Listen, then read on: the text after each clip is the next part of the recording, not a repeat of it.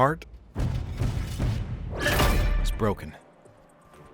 The closed beta for the finals is over, and I'm left wanting more. On the bright side, I know it'll be back, and honestly, it'll probably be even better the next time around. But before I jump into the longer version of this review, and I use the term review very loosely because this is basically just my opinion and feelings on the game with very, very little objective analysis, I'd like to honor my brief time with the finals with an equally brief thought on the experience as a whole. Holy shit. Alright, so now that that's out of the way, how do I expand on this? Yeah, baby! As much as I'd love to use phrases like high octane, blood pumping, adrenaline fueled, and all those other great action movie descriptors, they almost feel like they don't have enough oomph to accurately describe those moments where I was audibly uttering the phrase, holy f***ing shit, man. Do you remember back in Battlefield 3 and Battlefield 4 when you would crack into the subway system in Operation Metro? The cacophony of C4s, small rockets, and frag grenades were a constant as combat ground to a halt and became a game of attrition. At least until the objectives either fell so you could do it all again at the second and third set of objectives, or until the time ran out and the fighting just stopped. I didn't realize how dearly I missed that chaos until we dropped the entire side of an apartment building near one of the cache vaults in a foggy alley in Monaco. Or burned down an entire park area near a deposit site, engulfing the whole area in smoke and flames. The Finals is an upcoming title from Embark Studios, which to my understanding is a group of ex-DICE devs, and it's framed as a game show where 4 teams of 3 contestants duke it out in a virtual world, either in a quick casual game or in tournament mode where fame and fortune are on the line. And for a game that has only 4 teams of 3 on the field fighting over just 2 objectives at a time, there is a seriously impressive amount of chaos. The 2 maps that were in the closed beta were expertly crafted for this. Seoul's moving platforms and wide open rooftops were a great contrast to Monaco's tight alleyways and apartment buildings, and the movement and mobility options meant that very few areas were really off limits. Combine that with the destructive capabilities that all 3 size classes have, and you're looking at the possibility of ambush from pretty much anywhere.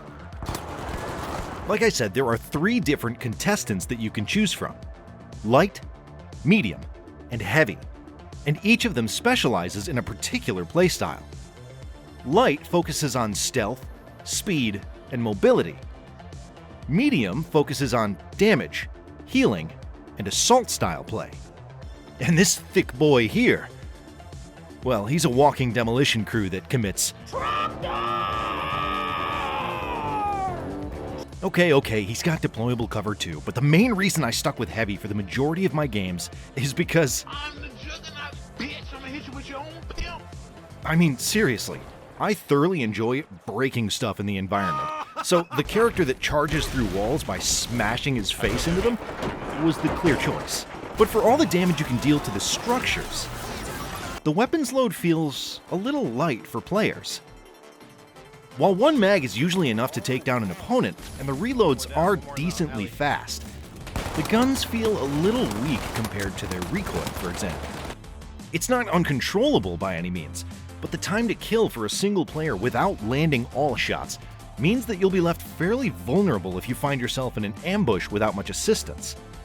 That being said, this is probably more of a skill issue on my end, and definitely stems from pretty much every other shooter offering a sidearm to use in a pinch. So that's kind of on me and not the game.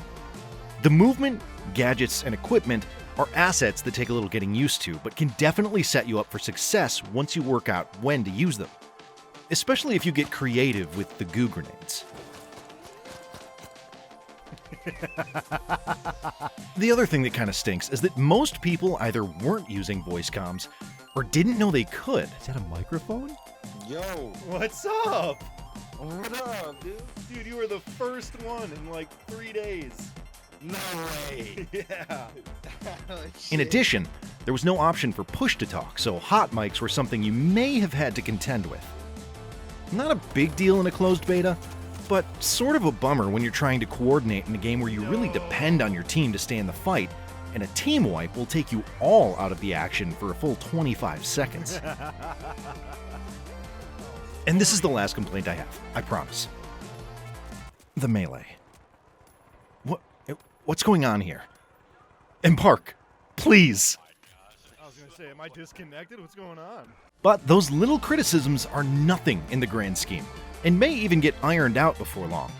And honestly, even if they don't, I'm going to keep coming back for more. And more. And more.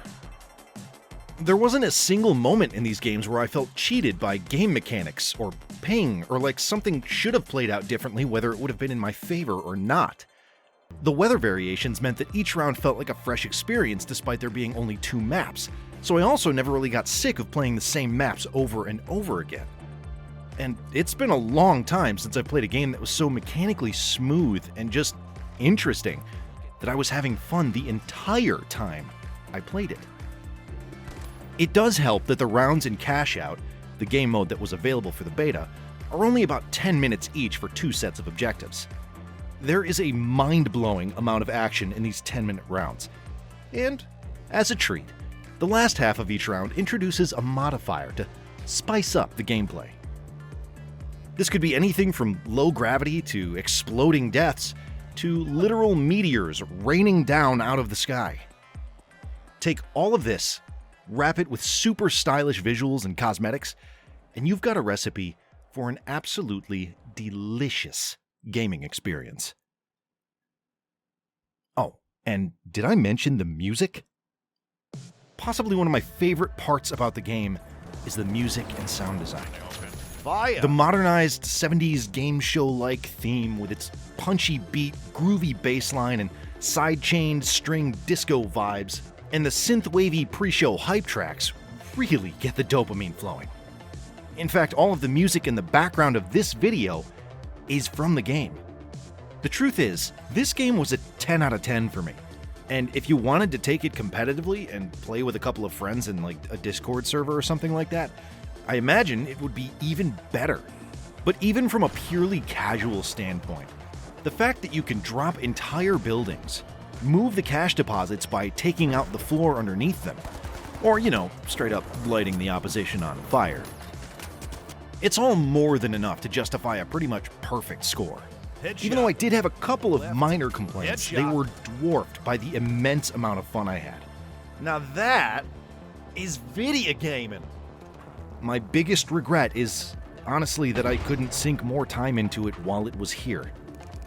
But for now, I'll be waiting patiently for the triumphant return of the finals. Whether it comes as another beta or the full release, I'll be waiting right here.